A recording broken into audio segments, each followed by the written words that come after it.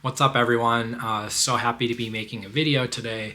It's been a couple weeks, but back with some hopefully fresh and interesting content for you. In the process of traveling, hence the hotel room. This past Saturday, I attempted a 100-mile ultramarathon. I didn't finish it, right? I had to pull out due to injury, but I made it about 68 miles, which it's a lot of miles. Great experience. My lips are like super chapped and sunburnt and they're peeling, so they're kind of gross, but worth it, I guess, worth it for sure. Today in this video, I want to talk about the three biggest, maybe I'll do four, let's say three biggest things that people misunderstand about astrology. I mean, first of all, there's a lot of things that people misunderstand about astrology. We could think of a lot of things. I think one of the biggest one being that it's all based on a singular zodiac sign, your sun sign. And I always have this internal conflict with that because I do post a lot of short form content on TikTok and I'll talk about compatibility between signs. It's hard to get into all the complexity and nuance in a TikTok video if you're also trying to make content that appeals to a large group of people, which shouldn't always be the goal, but sometimes you necessarily simplify a bit. I think the videos are still interesting to me. That's why I make them, because I think about them more as just how zodiacal archetypes interact with each other. And it doesn't necessarily have to be on the sun sign level. If someone has strong Taurus energy in their chart, how compatible is that with someone that might have very strong Capricorn energy, even if they have placements in a few different signs? As I'm sure a lot of you know, to understand the full kind of astrological picture, fingerprint of someone, you got to look at the whole chart. It's not just the sun sign, it's the signs that the other planets are placed in, especially the fast-moving ones, and what house they're in, and where are the angles, what are the significant aspects, all these things. Let's maybe gloss over that one. So number one, the idea that astrology is not scientifically proven, or people that ask, what is the scientific basis for astrology? Obviously, you always get comments in any kind of astrology content that gets popular by just randos that are very angry or upset, and they say, oh, this, I can't believe that, people that believe in astrology are also allowed to vote and do all these things. They're just so, it bothers them so much. And then, of course, you get the more, I think, curious or genuine questions from people that actually want to know. They're like, I see that I do kind of resonate with some of this, but it's not squaring with what I sort of think about the world or how I epistemologically approach what I've known or what I've been taught. Can't believe I pulled out epistemology. That's in the psychic vault. That's like sophomore, junior year college philosophy. What is the basis for it? What is the science? The basic challenge is it's not just, I like candy or I don't like candy. And that's maybe a bad example, but you can change your opinion on it without throwing out everything else, right? And with astrology, it's hard to go from a place of skepticism or disbelief or militant disbelief to a place of, wow, I think this is actually, there's something to this. It's difficult because it requires changing not just maybe like pieces on the game board of how you think about the world, but it requires swapping out the whole game board. And the game board that most of us are on or we're taught to be on is that it's very linearly based, very logical, very analytical, very quantitative. And so what we know is always going to be a product of the scientific method, and everything has to be empirically based and provable and touchable and material. And there's so much value in that approach. It's brought us a lot of amazing benefits, a lot of advancements in technology and science, and this kind of worldview, the scientific revolution. A lot of it was these big sort of cultural, civilizational level reactions to maybe excesses on the opposite end of the spectrum, like intense religious mysticism, tribal, intense religion, a lot of questionable things justified by this trump card of the gods demanded or whatever. I don't know. I'm getting a little bit in the weeds here, but I think the TLDR about astrology is that yes, it can't currently be proven by science. But you have to understand that the scientific method, it's one particular approach to gaining knowledge and understanding the world. And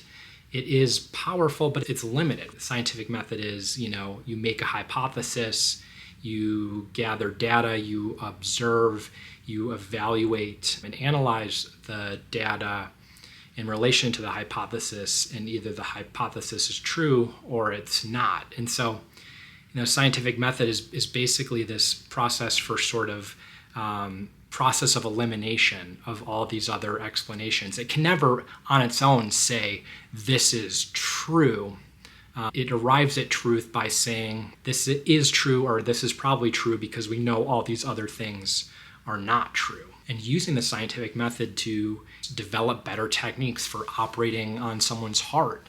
Awesome, tremendously powerful, tremendously effective. However, the scientific method doesn't make a lot of room for qualitative knowledge, wisdom, mythology, collective archetypes, or consistent themes of the human experience that have persisted by looking at the art and the mythology and the literature of many civilizations. Clearly there's some value in that stuff. Well, not clearly, I mean that's not evident, but I think if you dig into it and you're curious, you'd see that there is value in it. These things that affect us on a deep sort of soul level or psychological level or psycho-emotional level. Science isn't great at totally explaining them or saying this is true or this isn't. It's harder to capture. And even think about the brain.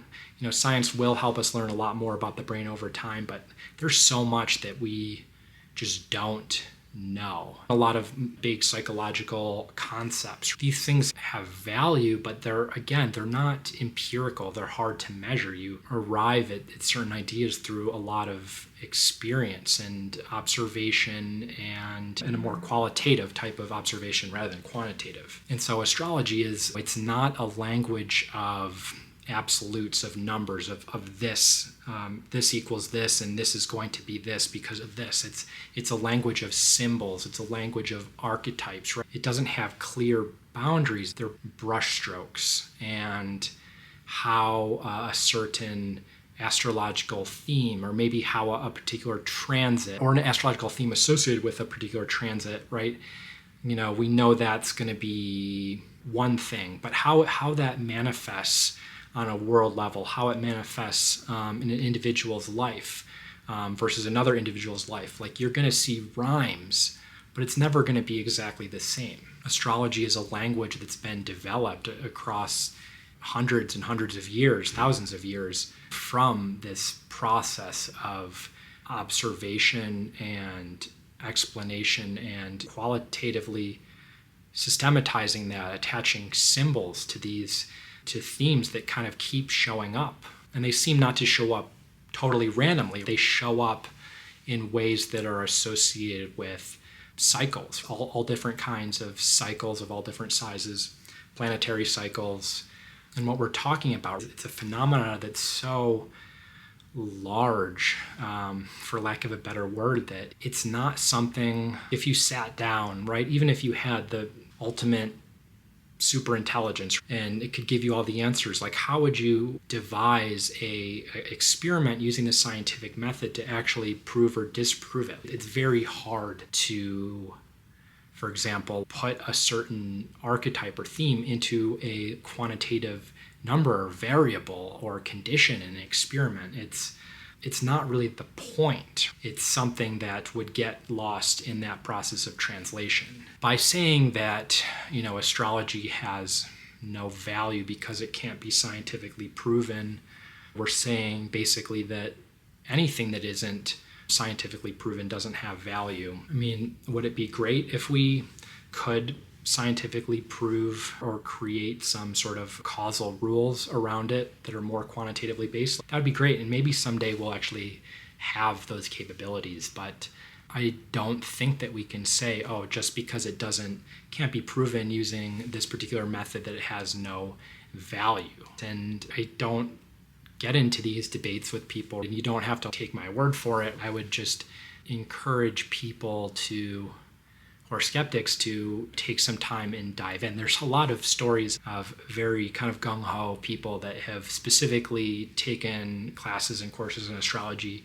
with the intention of de facto disproving it, and then totally being like, holy shit, this is actually like a thing. So I know it's not likely that someone that's vehemently opposed to the idea of it being a thing, actually like getting involved in it, but hey, they're open to do that, I suppose. I think number 2, and I already kind of talked about it in my long-winded answer to number 1. Number 2 is the idea that, or rather an approach to astrology, whether it's for personal use or even astrological readings, taking astrology a little bit too logically or linearly, and saying that when a particular aspect shows up in a chart, like it's going to mean this, or assigning very specific mundane definitions or associations to planets or signs that are very fixed in one plane. Like, oh, Uranus, that means the internet. When we're talking about, or technology, it means this. Like, yes, it means the internet. Yes, it means technology, but it also means disruption. It means innovation. It means upheaval. It means like it's Promethean. And so yes, like internet, the internet, new technology is always Promethean. It changes the way that society organizes itself and how we live our lives. But that's an example. It's not one thing. There's layers to it. And I think what separates the great astrologers from the more limited ones, I would say, from all the people that I've read or learned from, the really great ones understand that and are able to intuit it, and I think feel it just a little bit more naturally, and it seems more genuine or authentic. There's almost sometimes an ego, I think, that comes in with more mundane approaches to astrology, where they predict this and they're like, haha, I told you, or I got it. And there's this kind of validation, where the other group of astrologers, I think, has really observed a lot. They've obviously done their homework and trained. They've read a lot of the classics, but they've spent years like really observing all the different elements and aspects and themes, and they've felt it. They've almost like not channeled it, but tapped in. And while there is, I think, sometimes value in maybe trying to be more specific or narrow or very precise, again, it's a language of symbols, and symbols they're not definite, they're symbols. Number 3, I think that there's been a lot more people that have been into astrology or relied on it, or even just had a recreational interest in it, than maybe you realize. And you say, well, if that was true, why don't we hear more about it? I don't know. It's for the same reason that I make a lot of astrology content as a hobby in my spare time, but it's not something I actively talk about or really share in a work setting. I don't necessarily feel the need to do it. I know that it's a polarizing thing, and so there might be people that would be surprised that I'm so into it or have learned a fair amount about it. It's the same thing with past figures. We don't always know for sure, we're not there, but there's evidence that a lot of really famous historical figures had at least some kind of working understanding of it or appreciation of it, which is always, I find, kind of interesting. I'm not going to go through a list, but look it up, research it. It's kind of cool. Number 4, so I guess we'll do 4. I will say that I don't really think that there are bad signs or bad placements or bad charts. And this differs obviously from views in pop astrology, which we should never even take too seriously, or more like consumers of pop astrology that'll say, Virgo broke my heart, so all Virgos are bad, they're narcissists, they're jerks, I'm never going to date them again. And maybe that person shouldn't, they're not a good match for Virgos, but was that person they dated representative of all Virgos?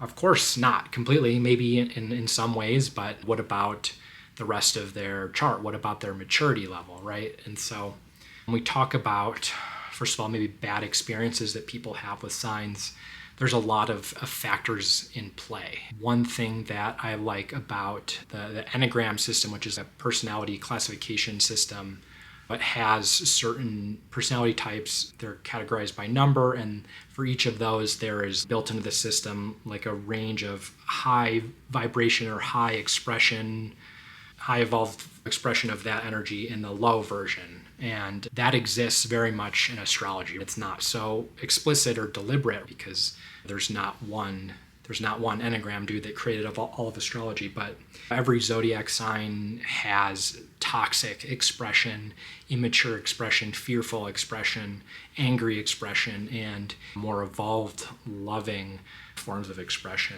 Knowing the astrology of people that are close to you can be helpful to improve relationships, understand them, but you can't say, oh, they're always going to be this way, or even getting specific. That's your Capricorn Mars acting up, and it might be their Capricorn Mars, probably is, but it's not. I don't know if it's not helpful to always box people in, because even every point in nuance and aspect, there's going to be high and low forms of that energy. And then, of course, the other aspect of this is this idea that people have just bad charts or bad placements. And I think this is a big thing in Vedic astrology. I'm not at all an expert in Vedic astrology, but there is more of a finality, a fatalism in it. It's very blunt. There are good placements and there are bad placements, and there's not always a lot of nuance in between. And my approach to astrology, and this is more of maybe an opinion or a methodological approach rather than just debunking something that people get wrong, but I don't think that there are bad charts. You can have a chart that's loaded with squares or really notoriously tenacious planets in rough aspect or whatever. With those, there's challenges, but there's always opportunities. There's always gifts. There's always superpowers at the end of the rainbow when those are worked through. Every type of chart is going to have its challenges. A chart full of great harmonious aspects is going to have its own challenges and may pop up unexpectedly. So you might say, oh, well, a great chart is a little mix of everything. And that's always great to see, having a good mix of all kinds of aspects. Again, every chart has its own unique challenges, and I genuinely think that's true. And it's just not helpful to approach astrology with the idea that there is bad aspects, that you don't have this key spark of free will, of this idea that you can chart your course and choose not necessarily what energetic themes beamed into your life, but at least how you're going to deal and react to them. Telling people, oh, it doesn't matter, you're screwed. How is that helpful for anyone? Obviously, this doesn't, in lighter moments, stop me from joking. Of course, we can joke around that, horrible like Pluto transit or something just really gnarly, of course, like sucks. But it's always true. We don't always like to think about it. There is always, again, there's this opportunity of tremendous growth and renewal in life wherever there is a real significant challenge. And so we should never approach anything in astrology with fear or this idea of fatalistic circumstances that are coming no matter what. It's partly why I always felt a lot more interest in natal chart astrology rather than electional, more predictive, horoscopic astrology. Not that I don't touch it at all, but I think sometimes it's more valuable to understand the key energies that are present when we're born, our transits as they happen, but not so much worrying about things too far down the road, because there's not a lot you can do until they're here, and you won't even totally know how they're going to manifest until you're kind of in it. So anyway, that's all for now. Talk to you guys soon.